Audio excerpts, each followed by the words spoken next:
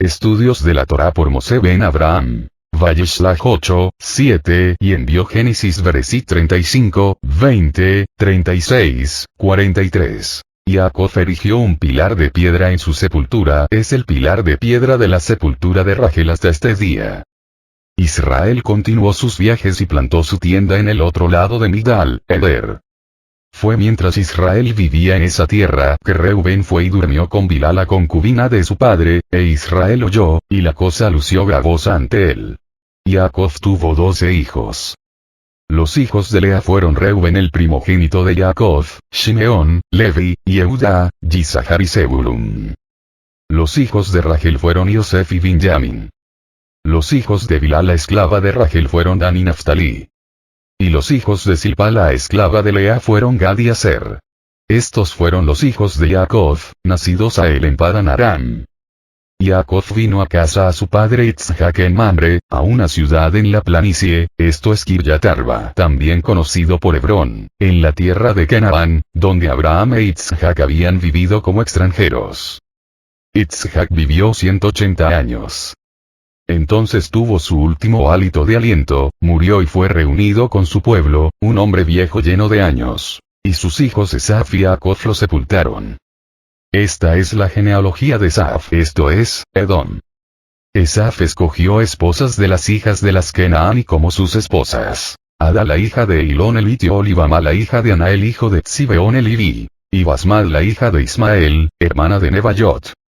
Ada dio a luz para Esaf a Elifaz, Basmad dio a luz Reuel, y Olivama dio a luz a Yeush, Yalam y Corah. Estos fueron los hijos de Esaf nacidos a él en la tierra de Canaán.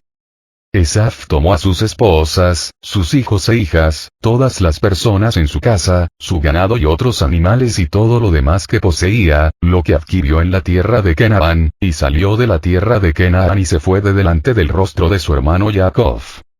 Porque sus posesiones se habían hecho muy grandes para que ellos pudieran seguir viviendo juntos. Y la tierra donde habitaban eran extranjeros, y no podía sustentar tantas reses. Así que Esaf habitó en la zona montañosa de Seir. Esaf es Edom. Esta es la genealogía de Esaf el padre de Edom en la zona montañosa de Seir. Los nombres de los hijos de Esaf fueron Elifaz, hijo de Ada la esposa de Esaf, y Reuel el hijo de Basmad la esposa de Esaf. Los hijos de Elifaz fueron Temán, Omar, Sefo, Gatam y Kenaz. Timá fue la concubina de Elifaz el hijo de Esaf, y ella dio a luz para Elifaz a Amalek. Estos fueron los hijos de Ada la esposa de Esaf. Los hijos de Reuel fueron Nahat, Serach, Shammá y Misa. Estos fueron los hijos de Basmad la esposa de Esaf.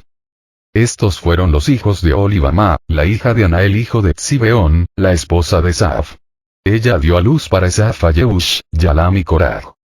Los jefes de entre los hijos de Esaf fueron los hijos de Elifaz el primogénito de Esaf y los jefes de Temán, Omar, Sefo, Kenaz, Corah, Gatam y Amalek. Estos fueron los jefes que descendieron de Elifaz en Edom y de Adá. Los hijos de Reuel el hijo de Esaf fueron los jefes de Nahat, Serach, Shammá y Misa. Estos fueron los jefes que descendieron de Reuel en la tierra de Edom y de Basmad la esposa de Esaf. Los hijos de Olivama la esposa de Esaf fueron los jefes de Yeush, Yalam y Corah. Estos fueron los jefes que descendieron de Olivama la hija de Aná, la esposa de Esaf. Estos fueron los hijos de Esaf, esto es, Edom, y estos fueron sus jefes. Estos fueron los hijos de Seir el Orí, los habitantes locales. Lotan, Shobal, Sibeón, Aná, Disón, Etzer y Disan. Ellos eran los jefes que descendieron de Orí, el hijo de Seir en la tierra de Edom. Los hijos de Lotan fueron Orí y Emán, la hermana de Lotan fue Timán.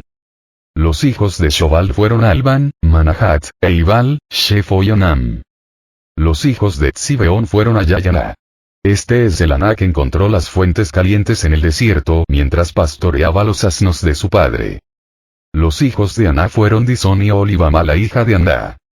Los hijos de Disón fueron Endan, Eshban, Yitran y Keran. Los hijos de Etzer fueron Bilan, Saaban y Arcan. Los hijos de Disan fueron Uz y Arán. Estos fueron los jefes que descendieron de los Orí, los jefes de Lotan, Shobal, Sibeón, Aná, Disón, Etzer y Disan. Ellos fueron los jefes que descendieron de los Ori por sus clanes en Seir.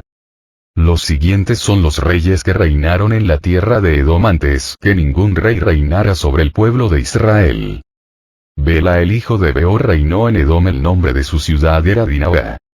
Cuando Bela murió, Joaf el hijo de Serach de Botzra reinó en su lugar. Cuando Joaf murió, Usam de la tierra de los Temani reinó en su lugar. Cuando Usam murió, Hadad el hijo de Bedad, quien mató a Midian en el campo de Moab, reinó en su lugar. El nombre de su ciudad era Abit. Cuando Hadad murió, Samla de Masreca reinó en su lugar. Cuando Samla murió, Saúl de Rehobot junto al río reinó en su lugar. Cuando Saúl murió, Baal-Hanan el hijo de Achbor reinó en su lugar. Cuando Baal-Hanan murió, Hadad reinó en su lugar, el nombre de su ciudad era Pau, y el nombre de su esposa fue Meitabel la hija de Matred, la hija de Mei, Saaf. Estos son los nombres de los jefes que descendieron de Saaf, conforme a sus clanes, lugares y nombres. Los jefes de Timna, Alba, Yetet, Olibamá, Elá, Pinón, Kenaz, Teman, Mipsar, Magdiel e Irán. Estos fueron los jefes de Edom conforme a sus asentamientos en la tierra que poseían. Este es Esaf el padre de Edom. Comentarios, hechos por su servidor. Consiste en una purificación y cambio de vestidos, indicando así una disposición completa a Elohim. Siempre la pureza ritual complementa y evidencia la pureza espiritual. En el acercamiento al Elohim verdadero y santo, las personas deben prepararse física, moral, mental y espiritualmente.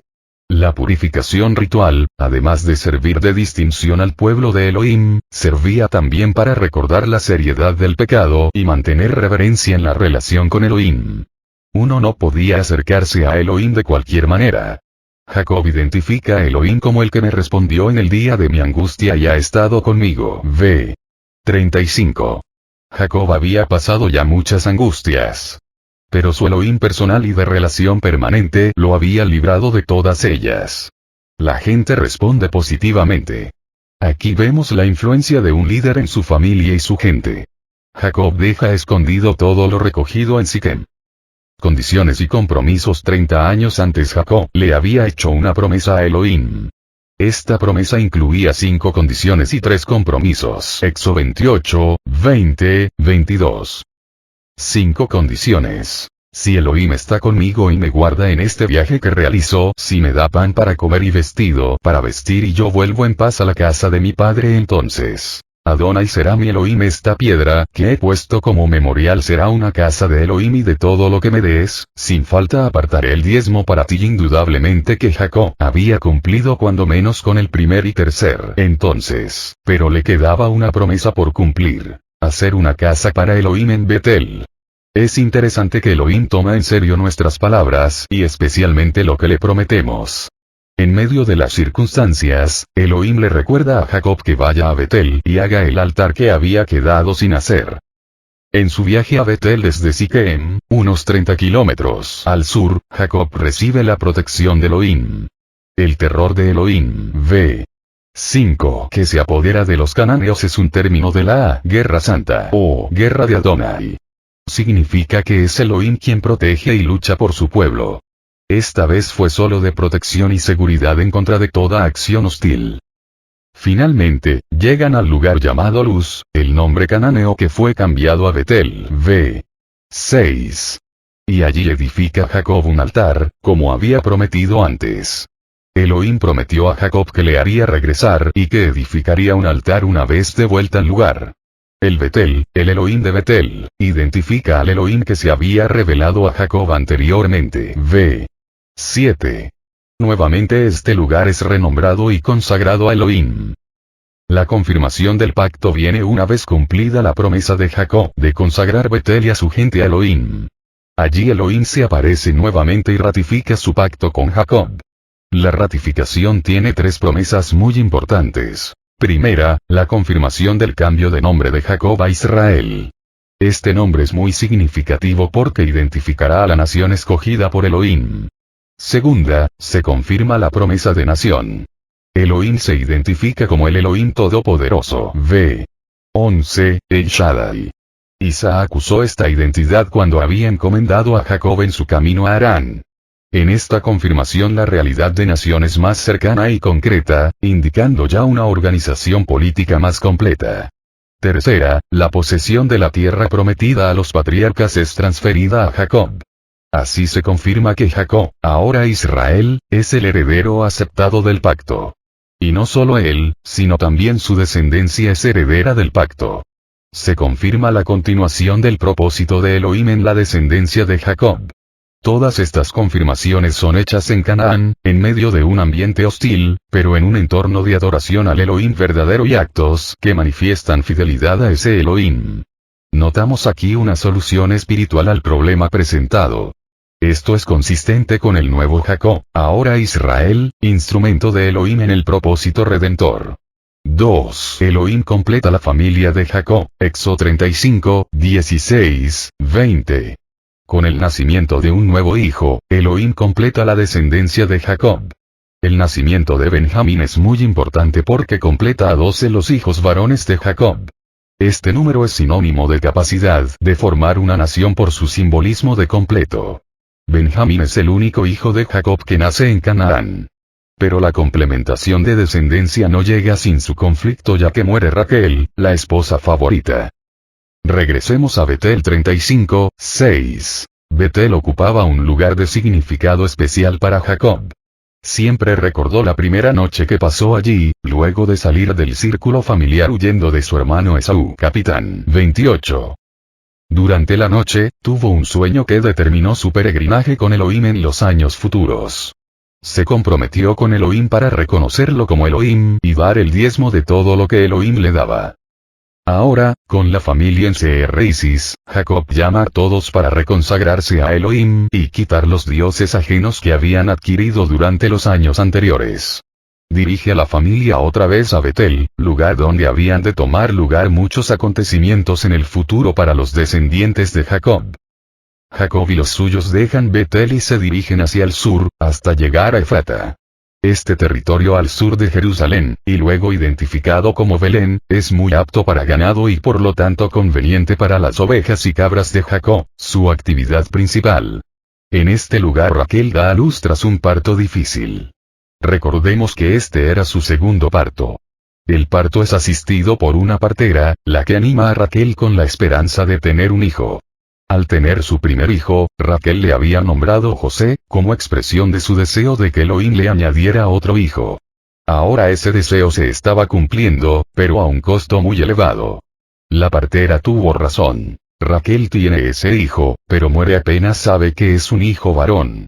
Con su atención concentrada en el hijo y con su último suspiro, lo llama Benoni, hijo de mi aflicción.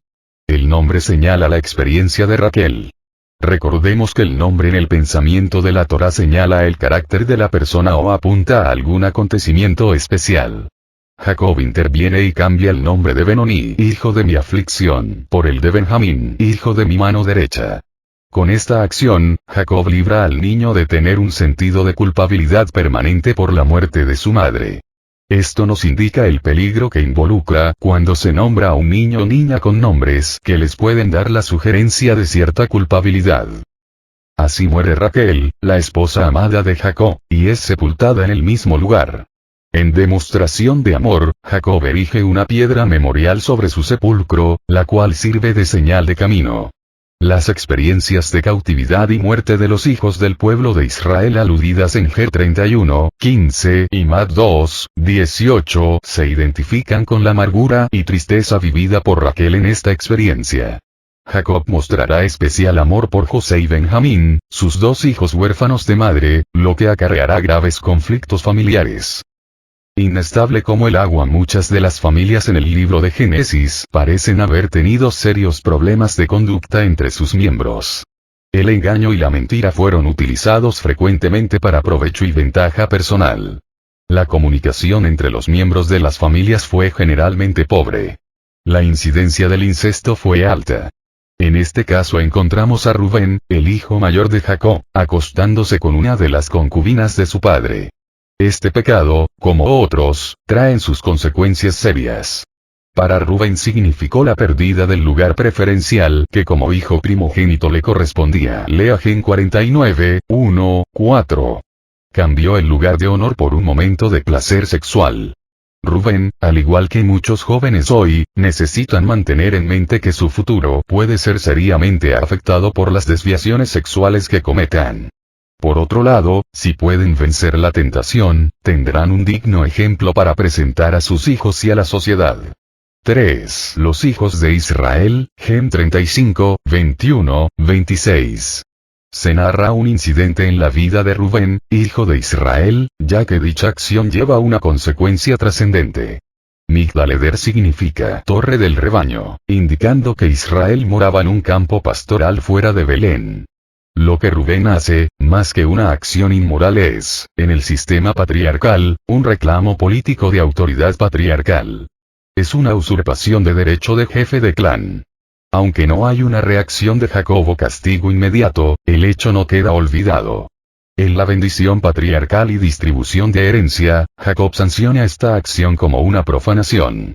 Por ello, Rubén es desechado del derecho a la primogenitura. Gen 49, 4. La genealogía de los hijos de Israel se agrupa por sus madres y no en orden de nacimientos. Este orden se vuelve normativo en todas las listas genealógicas. Primero los hijos de Lea, luego los dos de Raquel, los de Bilha y los de Zilpa. No se menciona a Dinah, por ser mujer, y por no tener herencia o descendencia tribal. Más adelante, y en ausencia de un hijo varón, la hija también adquiere el derecho de heredar de su padre. JDG 1, 12, 15. Estos 12 hijos dieron origen a las 12 tribus con las cuales fue organizada la nación de Israel. 4. La muerte y sepultura de Isaac, JDG 35, 27, 29. Brevemente se relata la muerte de Isaac y su sepultura. El relato es importante por la confirmación de la continuación del pacto a pesar de la muerte de Isaac. Se indica que éste estaba residiendo en Hebrón hasta donde llega Jacob. La edad, bastante avanzada, y el epitafio común a los patriarcas señalan una vida completa, importante y con el límite natural. La muerte. Los dos hijos, Jacob y Esaú, lo sepultan en el sepulcro familiar de Macpela.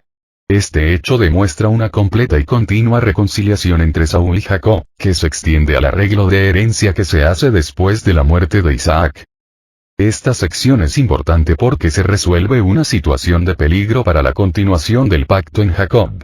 A la muerte de Isaac, nuevamente se abre la posibilidad que Esaú reclame la herencia patriarcal.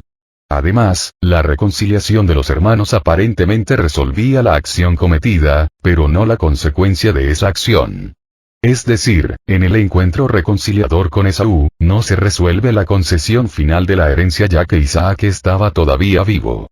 Otro interés que surge es la reacción de Esaú después de la muerte de Isaac. Se vengaría de Jacob.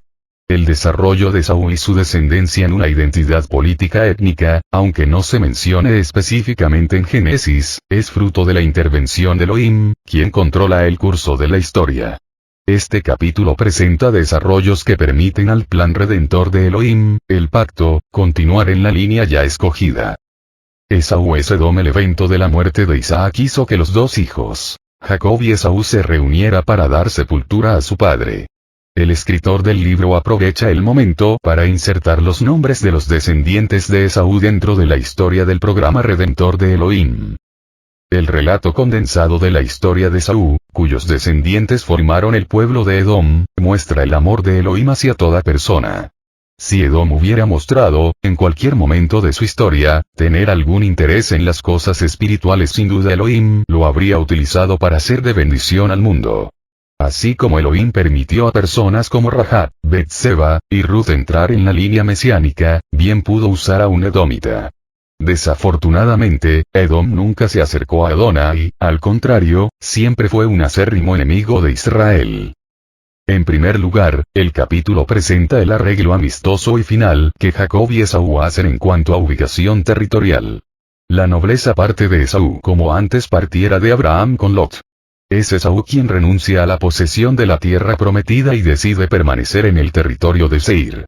Este territorio abarca los valles y la región montañosa en el Arabá al sur del Mar Muerto hacia el Golfo de Elat. Gen 14, 6. Unki 9, 26. El arreglo de la separación parece ser exclusivamente comercial. Al igual que Abraham y Lot, ambos eran muy prósperos y con ambiciosos planes de expansión, que el territorio de Canaán no sería suficiente para ambos. Segundo, se menciona el desarrollo de la descendencia de Esaú hasta un periodo muy avanzado pero fijo, que abarca hasta después del Éxodo. Aunque no alcanzara la bendición patriarcal de primogenitura, se permite a Esaú desarrollarse hasta llegar a ser nación al igual que Ismael. Esta nación se identifica como Edom, nombre adoptivo de Esaú. Tercero, se explica la relación entre la descendencia de Esaú y los horeos. Los horeos eran descendientes de un grupo étnico no semítico, originarios del valle superior del Éufrates. Los horeos llegaron a establecer un imperio en esa región conocido como Mitanni. Invadieron Palestina y se mezclaron con otros grupos como los amorreos, eteos y jebuseos. Se establecieron en el territorio de Seir, conservando su identidad étnica. Esaú conquista este territorio Deut 2:12 y luego, a través de matrimonios mixtos VB 18:25, los dos grupos étnicos quedan asimilados en la nación de Edom con el predominio político y étnico de Esaú. Estamos muy apretados. Esaú y su familia no pudieron vivir en la misma región con la familia de Jacob y su familia. Esaú se fue a una tierra, lejos de Jacob su hermano, así habitó Esaú en la región montañosa de Seir. Jacob por su parte se estableció en la tierra de Canaán. Ver 37:1. La excusa que dieron para separarse de nuevo fue que estamos muy apretados y ya no cabemos. Algunas familias, no importa el espacio que tengan disponible, nunca será suficiente para que puedan vivir juntas y en paz. La bella reconciliación que estos dos hermanos habían tenido, parece que nunca fue lo suficientemente fuerte y comprometida. Nosotros debemos darnos cuenta que arreglar las relaciones con otras personas, puede requerir tiempo, cuidado intencional, tolerancia de las diferencias y un esfuerzo por vivir juntos hasta que las grietas se sanen y la ruptura se cierre. La reconciliación no ocurre en una fiesta de la noche a la mañana. Necesita ser cultivada, a veces, por muchos años en las situaciones normales de la vida. Cuarto, se presenta la organización política más avanzada de Edom en relación con Israel. La monarquía aparece más temprano en Edom que en Israel. Esta organización da a Edom una estabilidad política más fructífera y una identidad étnica más destacada. Además, estos desarrollos explican la relación estrecha que los edomitas e israelitas mantienen a través de la historia. Durante la conquista Elohim prohíbe a los israelitas hacer guerra o confiscar territorio de Edom. Deut 2:4-6. Además, no se le permite al israelita aborrecer a los edomitas, sino al contrario, estos en su tercera generación pueden ser totalmente integrados a la congregación de Israel. Deut 23:7-8. Durante la monarquía y el regreso del exilio las relaciones entre Israel y Edom son hostiles. En el tiempo del NT los idumeos son los descendientes de Edom. Finalmente, la identidad étnica de los edomitas se pierde y se asimilan con los árabes. Así vemos que el plan de Elohim para Jacob y para Esaú llega a desarrollarse en cumplimiento a sus promesas y gracias a su intervención. Acerca de José 1. En esta época del relato, José tenía 17 años y era un joven en la transición de la adolescencia a la juventud. Como tal, enfrentaba las mismas tentaciones, oportunidades y toma de decisiones que los jóvenes de hoy.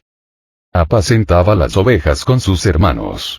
Aunque tenía muchos privilegios por ser el hijo más querido de su padre, igual se dedicó a trabajar con sus manos para atender a las necesidades de la familia. Estaba con los hijos de Bila y los hijos de Silpa, mujeres de su padre. Uno se pregunta, ¿por qué no con los hijos de Lea, quien al fin y al cabo, era su tía natural? Probablemente la rivalidad entre las hermanas habría hecho la vida aún más difícil para quien recién había perdido a su madre. José informaba a su padre de la mala fama de sus hermanos. Por lo visto, los hermanos de José no eran conocidos como modelos. José se diferenciaba de sus hermanos por no participar con ellos en la mala fama y por ser el hijo de confianza de su padre.